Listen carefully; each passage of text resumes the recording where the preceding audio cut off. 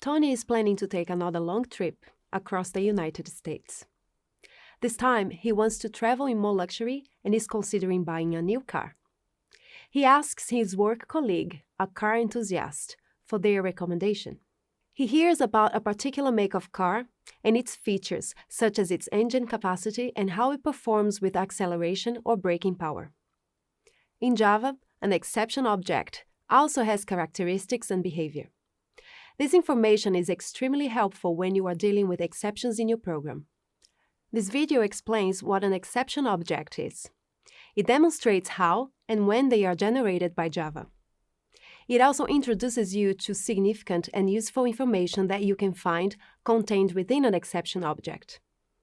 The car recommended by Tony's colleague is an instance of the car class. Similarly, an exception object is an instance of an exception class. By now, you know exceptions in Java come in a hierarchy of classes. The throwable class is the base of the topmost level parent of all exception and error classes. Exception is a direct subclass of the throwable class. It contains all the different types of exception classes as its subclasses. Remember the previous example of your code trying to open a file that doesn't exist? When this exceptional event occurs, Java creates an object of the specific exception type and hands it over to the Java runtime system. That is what's known as the exception object. The type of an exception object is always the specific type of exception that occurs. You explored a couple of these: null pointer exception and arithmetic exception in a previous video. Another is the array index out of bounds exception. Tony's colleagues recommended a particular make of car, and all cars manufactured by that car brand would have similar features and capabilities. The topmost superclass of all of these exception object types is exception. As a result, all exception objects have a set of common characteristics, features, and behaviors. They give useful information about the exception, including its type, where it occurred, or the exact location in code, such as the method and the line number. You will find this information extremely helpful when you are debugging your program to locate and identify a problem. Let's examine the exception object using some code. This code defines an array of integers that contains 5 elements in it. Note that in line 7 you are trying to access the element at index 5. Run the program. This produces an array index out of bounds exception. This is because the array has 5 elements, which means the last index is 4.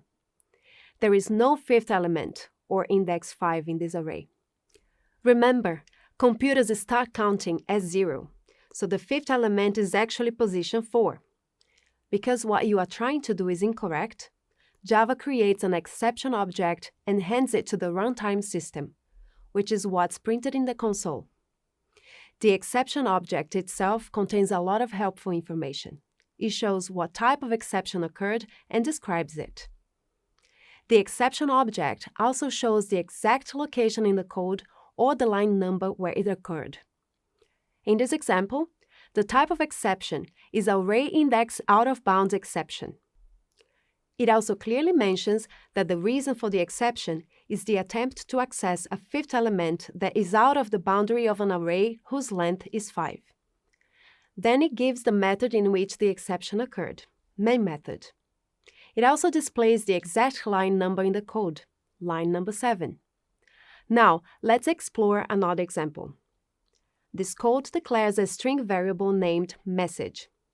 Remember, a string in Java is treated as a reference data type, so message is a reference variable that points to an object in the heap memory. However, in this case, message is assigned to null in line 5, which means it's pointing to nothing in the heap memory. Now run it.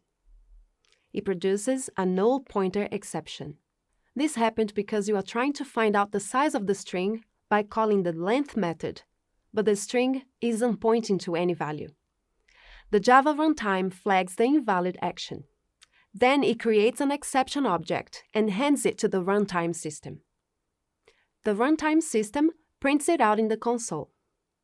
Notice that the exception again gives you important and useful information.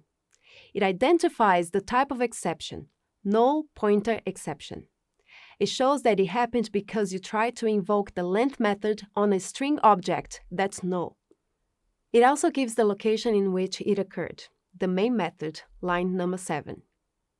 The information that these exception objects contain is extremely helpful when you are debugging your code to locate a problem. Understanding and utilizing exception objects is a fantastic tool in your programming skill set. When problems occur in a program, exception objects can save you valuable time in the debugging process and help you to fix issues quickly and efficiently. This video explained what an exception object is and demonstrated how it is created and used. It also explored how much information can be found within an exception object. You are now aware of how useful exception objects are. But how can you catch them in your code? Don't worry, you will learn how to do exactly that in the next lesson.